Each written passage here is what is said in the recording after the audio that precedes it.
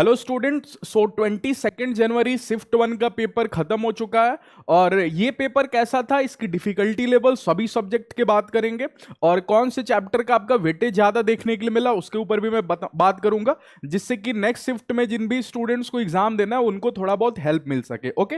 और एंड में इस शिफ्ट में जितने भी स्टूडेंट्स बैठे हैं उनके लिए मार्क्स और परसेंटाइल क्या रहने वाला है उस पर भी अपन डिस्कस करेंगे, ठीक है। क्योंकि परसेंटाइल का खेल पूरी तरीके से आपके शिफ्ट के डिफिकल्टी लेवल पे डिपेंड करता है। अगर आपका शिफ्ट ज्यादा डिफिकल्ट है तो कम मार्क्स पे ही अच्छा परसेंटाइल बन जाएगा, और अगर आपका शिफ्ट इजी है तो फिर आपको ज्यादा मार्क्स करना पड़ेगा, तब जाके अच्छा परसेंटाइल बनेगा, ठीक है। तो चलिए देखते हैं ये पेपर कैसा रहा था 22 जनवरी शिफ्ट 1 का। ओके। उससे पहले मैं आपको बता दूं कि जो भी लोग चैनल पे पहली बार आए, सब्सक्राइब नहीं किए, प्लीज सब्सक्राइब करके नोटिफिकेशन बेल ऑन कर देना। और टेलीग्राम चैनल हमारा जाके जरूर ज्वाइन हो जाना, लिंक डिस्क्रिप्शन बॉक्स में। बिकॉज टेलीग्राम पे रहोगे तो कोई भी वीडियोज आपसे मिस नहीं होगा। सभी शिफ्ट का मैं सेपरेट पेपर एनालिसिस कर रहा हूं, और लास्ट में ओवरऑल एनालिसिस, सब कुछ कंपेयर भी होगा, और सारे शिफ्ट का मार्क्स से परसेंटाइल भी कंपेयर होगा। बहुत सारे कंटेंट जेई के ऊपर आने वाला है, helpful content, college related, counselling related, सब कुछ बात करेंगे अपन एग्जाम बाद। तो इसके लिए चैनल पे बने रहना, सब्सक्राइब करके नोटिफिकेशन बेल ऑन कर देना। ओके। और जिन भी स्टूडेंट का एग्जाम अच्छा नहीं जा रहा है, आपके पास अप्रैल अटेम्प्ट है, या फिर आप ड्रॉप लेके नेक्स्ट ईयर भी प्रिपरेशन कर सकते हो, नहीं तो बेटर है, अभी 3 महीने का टाइम है, अप्रैल अटेम्प्ट पे फोकस करो। या फिर इंडिया में जितने भी प्राइवेट कॉलेजेस, अगर आप उनमें मैनेजमेंट कोटा के थ्रू एडमिशन लेना चाहते हो तो गूगल फॉर्म डिस्क्रिप्शन बॉक्स में आप जाके फिल कर सकते हो, हमारी टीम आपको कांटेक्ट कर लेगी। यहाँ पे आप प्राइवेट कॉलेजेस कुछ लिस्ट है, आप देख सकते हो यहाँ पे। ओके। तो अगर आप इंटरेस्टेड होगे तो गूगल फॉर्म फिल कर लेना। ओके। चलो सबसे पहले फिजिक्स की बात करते हैं। तो मैं आपको 21 वाले जो मॉर्निंग और इवनिंग शिफ्ट हुआ ना, उससे थोड़ा बहुत कंपेयर करके भी समझाऊंगा, तो आपको पैटर्न समझ में आएगा कि आखिर में फिजिक्स का क्या कंडीशन चल रहा है इस साल 2026 में। तो देखो फिजिक्स का पेपर इस बार ना, इस शिफ्ट में आपको इजी टू मॉडरेट रहा है, जैसा कि स्टूडेंट्स ने बोला हुआ है कि इस बार paper sir easy to moderate था, ठीक, फिजिक्स का। और फिजिक्स का पेपर आप पिछले 2 शिफ्ट में भी देखोगे, तो 21 में जो मॉर्निंग और इवनिंग हुआ उसमें भी पेपर इजी टू मॉडरेट ही चला। तो फिजिक्स 2026 में ज्यादा टफ नहीं पूछ रहा है, ठीक है।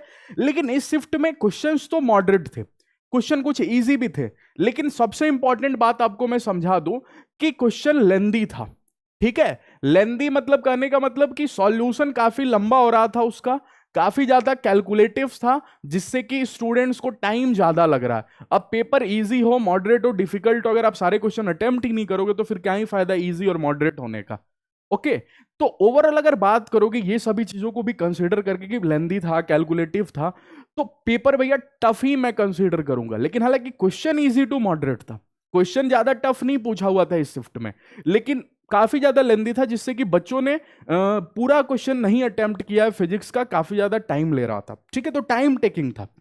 अब देखो वेटेज की अगर मैं बात करूं ना, तो मैं फिर से बता रहा हूं, लास्ट शिफ्ट को भी देखते हुए रे ऑप्टिक्स इस बार सबसे ज्यादा हाईलाइट है, ठीक है। रे ऑप्टिक्स से एनटीए बहुत क्वेश्चन पूछ रहा है फिजिक्स में, पिछले 2 शिफ्ट में भी ज्यादा क्वेश्चन देखने को मिल रहा है, इस शिफ्ट में तो 3 क्वेश्चन रे ऑप्टिक्स का देखने के लिए मिला। तो जो भी बच्चे नेक्स्ट शिफ्ट में एग्जाम देने वाले हैं ध्यान से सुनो, रे ऑप्टिक्स एक बार फिर से रिवाइज कर लो अच्छे से। ओके। और रे ऑप्टिक्स में भी आपको 3 क्वेश्चन पूछा। नेक्स्ट है आपको फ्लूइड मैकेनिक्स, फ्लूइड मैकेनिक्स से भी क्वेश्चन पूछ रहा है, तो फ्लूइड मैकेनिक्स से इस शिफ्ट में 2 क्वेश्चन था। ओके। ग्रेविटेशन से इस शिफ्ट में क्वेश्चन देखने के लिए मिला, स्केप वेलोसिटी टॉपिक से। तो ग्रेविटेशन चैप्टर देख लेना, स्केप वेलोसिटी का क्वेश्चन आया हुआ था। कितना क्वेश्चन था? 2 क्वेश्चन था। ओके। तो 2 क्वेश्चन ग्रेविटेशन का था, तो आप इसको एक बार देख लेना, रिवाइज कर लेना, जिनका भी नेक्स्ट शिफ्ट में एग्जाम है। काइनेमेटिक्स का भी क्वेश्चन पूछ रहा है, और इजी क्वेश्चन रह रहा है काइनेमेटिक्स का, तो 1 क्वेश्चन इसका भी था। ओके। बाकी देखो मॉडर्न फिजिक्स का दूसरा जो सबसे ज्यादा हाईलाइटेड टॉपिक बना है ना रे ऑप्टिक्स के बाद, वो मॉडर्न फिजिक्स है, कि इसका हर शिफ्ट में 1 से 2 सवाल भी रह रहा है, ठीक है। तो मॉडर्न फिजिक्स आप एक बार रिवाइज कर लेना, 2 क्वेश्चन रह रहा है इसका। ओके। इस शिफ्ट में सेमीकंडक्टर से भी हर शिफ्ट में मेरे को क्वेश्चन दिखा है। लास्ट शिफ्ट में भी अगर मैं जो एनालिसिस किया हूं वहां भी आपको सेमीकंडक्टर से, लॉजिक गेट से, डायोड से, और इस बार एलईडी प्रॉब्लम्स था, ठीक है। तो आप एक बार देख लेना इसको। ओके। अच्छा, इसके बाद सबसे इंपॉर्टेंट जो बच्चा स्किप कर देता है हर शिफ्ट में, भैया एनटीए क्वेश्चन पूछ रहा है, वो चैप्टर है यूनिट डायमेंशन एरर। ओके। और 1 क्वेश्चन नहीं पूछ रहा है, इससे 2 क्वेश्चन पूछा, हर शिफ्ट में 2 क्वेश्चन देखने के लिए मिला है, ठीक, अप्रॉक्स। बाकी थर्मोडायनेमिक्स का भी 2 क्वेश्चन था इस शिफ्ट में, ओके। और देखो इसके बाद मैं आपको बोला हूं इलेक्ट्रोस्टैटिक्स, करंट इलेक्ट्रिसिटी, कैपेसिटर और ईएमआई, ये 4 चैप्टर्स बिल्कुल नहीं छोड़ना फिजिक्स में। इससे आपको 2 से 3 सवाल देखने के लिए मिलेगा और वैसा हो भी रहा है। इलेक्ट्रोस्टैटिक्स का इस शिफ्ट में 2 सवाल था और हर शिफ्ट में इससे सवाल पूछ रहा है। ओके। बाकी आप करंट इलेक्ट्रिसिटी से भी, करंट इलेक्ट्रिसिटी से हालांकि एक क्वेश्चन था, ठीक है, करंट से एक क्वेश्चन था। कैपेसिटर से शायद कोई सवाल नहीं था, तो अगर कैपेसिटर से नहीं था तो इलेक्ट्रोमैग्नेटिक इंडक्शन से एक सवाल था। तो ये फिजिक्स के चैप्टर्स हैं जिनका ये सभी क्वेश्चन था। आप एक बार इसको रिवाइज कर लेना ये सारे चैप्टर्स का, अगर आपको नेक्स्ट शिफ्ट में पेपर है तो। अब आइए मैथ्स की बात करते हैं। तो मैथ्स देखो, मैथ्स तो आपको ईजी तो नहीं होने वाला, ठीक है। तो मैथ्स आपको हर शिफ्ट में मान के चलो टफ ही देखने के लिए मिलेगा। तो मैथ्स का जो डिफिकल्टी लेवल रहा वो मॉडरेट टू टफ था। ओके। तो मैथ्स आपको मॉडरेट टू टफ साइड में रहा है, लेकिन इसके साथ साथ मोस्ट इंपॉर्टेंट कि इसमें भी बच्चों को काफी ज्यादा टाइम लग रहा है और इसके भी क्वेश्चंस आपको लेंदी हैं और लेंदी के साथ साथ टाइम टेकिंग है। बहुत ज्यादा कैलकुलेटिव क्वेश्चंस इसमें भी पूछा हुआ है। ओके। लेकिन इसका क्वेश्चन भी टफ रहा है फिजिक्स में, हालांकि क्वेश्चन थोड़ा सा बच्चों को आसान लगा है लेकिन इसके क्वेश्चंस भी टफ रहा है। ओके। लास्ट में मैं ओवरऑल रेटिंग भी करूंगा, तो आप एंड तक वीडियो को देखना कौन कौन से चैप्टर के क्वेश्चन है भैया। देखो अच्छा, इसमें ना सबसे इंपॉर्टेंट बात, एक और बात मैं आपको समझा रहा हूं, इंटीजर टाइप क्वेश्चन में राउंड ऑफ करके क्वेश्चन पूछ रहा है। राउंड ऑफ क्वेश्चन का क्या मतलब होता है, जैसे मान जाओ आपका आंसर आया, ओके, जैसे आपका आंसर आया 4.4, समझ लेना ध्यान से। अगर आपका आंसर आया 4.4 तो इसकी राउंड ऑफ वैल्यू क्या लिखोगे, क्योंकि डेसिमल में इंटीजर टाइप का मतलब इंटीजर में आपको आंसर करना है। तो 4.4 का राउंड ऑफ 4 होता है, ये आपने पढ़ा भी होगा बचपन में, आपको याद होगा, जिनको नहीं पता वो समझा दे रहा हूं, ठीक है। और अगर पॉइंट मतलब सेकंड डिजिट, 10th डिजिट 5 या 5 से ज्यादा आती है तो फिर इसका नेक्स्ट वैल्यू आया, जैसे 4.5 का 5 हो जाएगा, 4.7 तक आपको 5 हो जाएगा, ठीक है। तो 4 से लेकर 4.4 तक का तो 4 होगा, ओके। लेकिन 4.5 से लेके 5 तक का 5 हो जाएगा, ओके। तो ऐसे राउंड ऑफ वाले क्वेश्चन आ रहे हैं इंटीजर टाइप में, तो उसको आप ध्यान रखना, ओके। कौन कौन से चैप्टर का वेटेज है इसमें भैया, तो देखो सीक्वेंस सीरीज का सवाल पूछा हुआ है, ठीक है। सीक्वेंस सीरीज का इस क्वेश्चन में एपीजीपी टॉपिक से एक क्वेश्चन पूछा हुआ है, ओके। नेक्स्ट आपको वेक्टर 3D भैया, इसमें जैसे रे ऑप्टिक्स है ना फिजिक्स में, उससे सवाल पूछ ही रहा है, 2 से 3 सवाल। इसमें वेक्टर 3D के 3 से 4 सवाल देखने के लिए मिला मैथ्स में, तो वेक्टर 3D काफी इंपॉर्टेंट चैप्टर है। कोऑर्डिनेट ज्योमेट्री उसके बाद, उसमें यूनिट डायमेंशन और रे ऑप्टिक्स हो गया, यूनिट डायमेंशन, इलेक्ट्रोस्टैटिक्स, ये सब नहीं छोड़ना फिजिक्स में। इसमें वेक्टर 3D और कोऑर्डिनेट ज्योमेट्री जिसका स्ट्रांग है, देखो 10 सवाल, सॉरी 6 से 7 सवाल आपको तो इसी से पूछ रहा है। कोऑर्डिनेट ज्योमेट्री से इस शिफ्ट में 3 से 4 सवाल पूछा था, तो 8 सवाल तो आपको वेक्टर 3D और कोऑर्डिनेट ज्योमेट्री का दिख रहा है, ओके। बाकी मैट्रिक्स से, बाइनोमियल से सबसे एक एक सवाल पूछ रहा है। मैट्रिक्स का एक क्वेश्चन था इस शिफ्ट में, बाइनोमियल का एक क्वेश्चन था, ओके।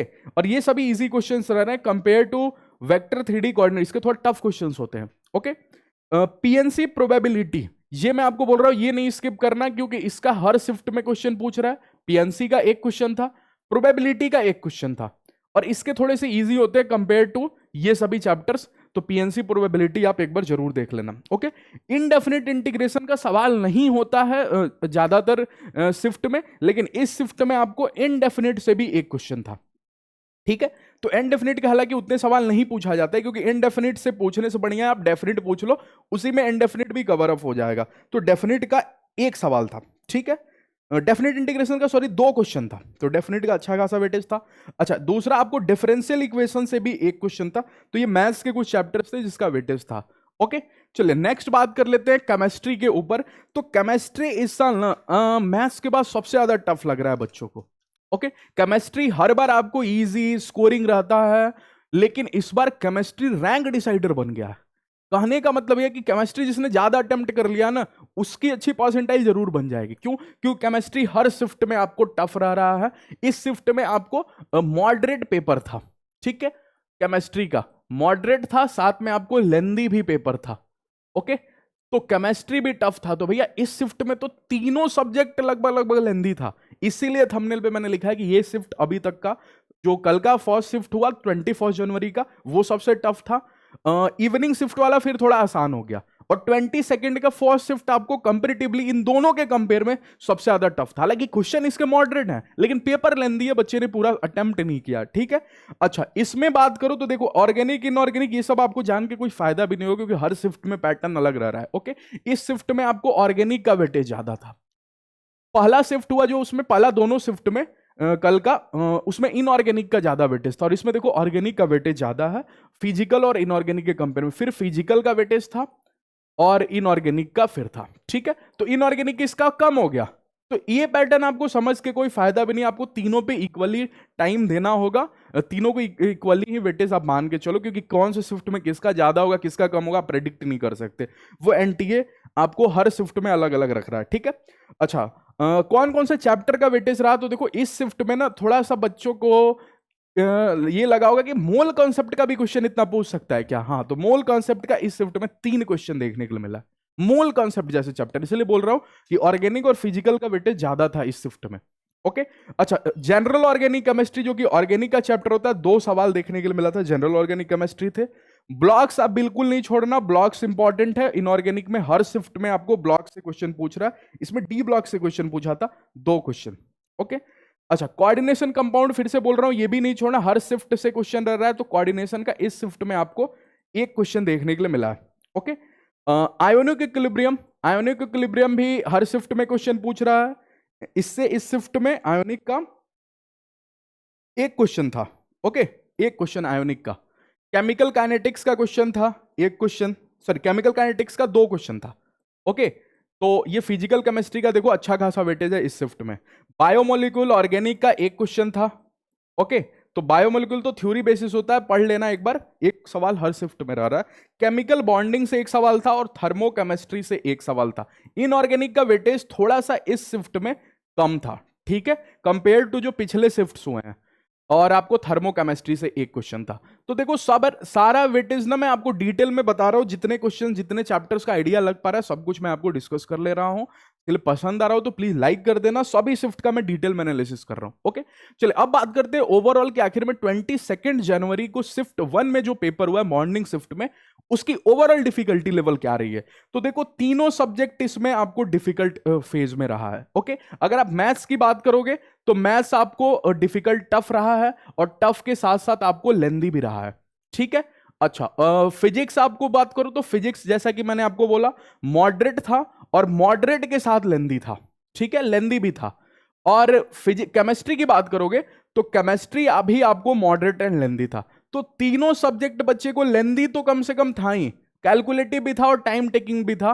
तो इसकी ओवरऑल रेटिंग आप भी जरूर करना कमेंट सेक्शन में, जिस भी बच्चों ने इस शिफ्ट में पेपर दिया है मैं इसको आउट ऑफ 10 9.5 की रेटिंग करूंगा, ठीक है, 9.5 की रेटिंग। तो नियर अबाउट मार्क्स उसे परसेंटाइल आप बोल सकते हो 21 जनवरी का जो मॉर्निंग शिफ्ट हुआ ना और 22 जनवरी का जो मॉर्निंग शिफ्ट रहा, दोनों का मार्क्स उसे परसेंटाइल सेम रहेगा, ठीक है। तो चलिए नेक्स्ट बात कर लेते हैं मार्क्स उसे परसेंटाइल पे।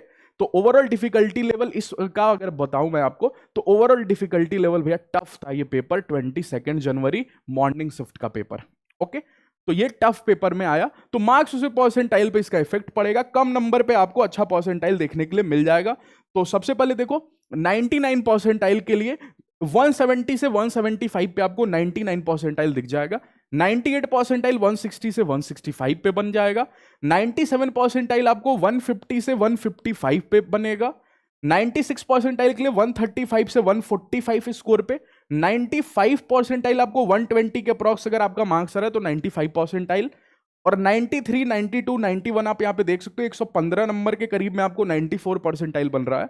110 नंबर के करीब में आपको 93 परसेंटाइल, 105 नंबर के करीब में 92 परसेंटाइल और 97 मार्क्स के करीब में आपको 91 और 90 परसेंटाइल आपको लगभग 90-85 नंबर पे आपको 90 परसेंटाइल बन जाएगा। ओके, तो अगर मैं एक लिस्ट बना दूं, बच्चा सोचता है सबसे पहले 99 परसेंटाइल कि 99 परसेंटाइल के लिए क्या मार्क्स आपको इस शिफ्ट में करना पड़ेगा, तो अप्रॉक्स आप पकड़ के चल सकते हो 170, ठीक है। जैसे कि मैंने इवनिंग शिफ्ट में बोला था कि वो इजी था, उसमें आपको 200 मार्क्स के करीब 190 मार्क्स के करीब आपको देखने के लिए मिलेगा 99 परसेंटाइल। ये टफ शिफ्ट था तो 170 पे ही आपको हो जाएगा। दूसरा बच्चा सोचता है 97 परसेंटाइल जिस पे आपको कोई ना कोई एनआईटी मिल, इस पे टॉप एनआईटी मिलेगा, इस पे कोई भी एनआईटी में आपको सीट मिल जाएगा और उसके लिए आपको 150 नंबर इस शिफ्ट में लगेगा। ओके, नेक्स्ट आपका कट ऑफ अगर क्लियर कराना चाहते हो तो 94 पॉइंट समथिंग परसेंटाइल जनरल का कट ऑफ जाता है, तो 95 मैं कंसीडर कर रहा हूं, तो 95 परसेंटाइल के लिए लगभग आपको 120 नंबर आप पकड़ो कि इस शिफ्ट में आपको लाना पड़ेगा।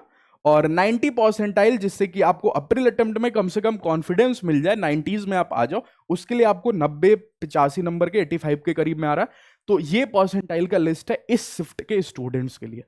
ओके, तो आई होप आपको सब कुछ डिटेल में मैंने समझा दिया, समझ में आया होगा, तो पसंद आया होगा तो लाइक जरूर कर देना, चैनल को सपोर्ट करना। नेक्स्ट शिफ्ट जितने भी होते रहेंगे सबका डिटेल में एनालिसिस बात करेंगे, तो चैनल को सब्सक्राइब करके नोटिफिकेशन बेल ऑन कर देना। ओके, थैंक यू, मिलते हैं नेक्स्ट वीडियो में।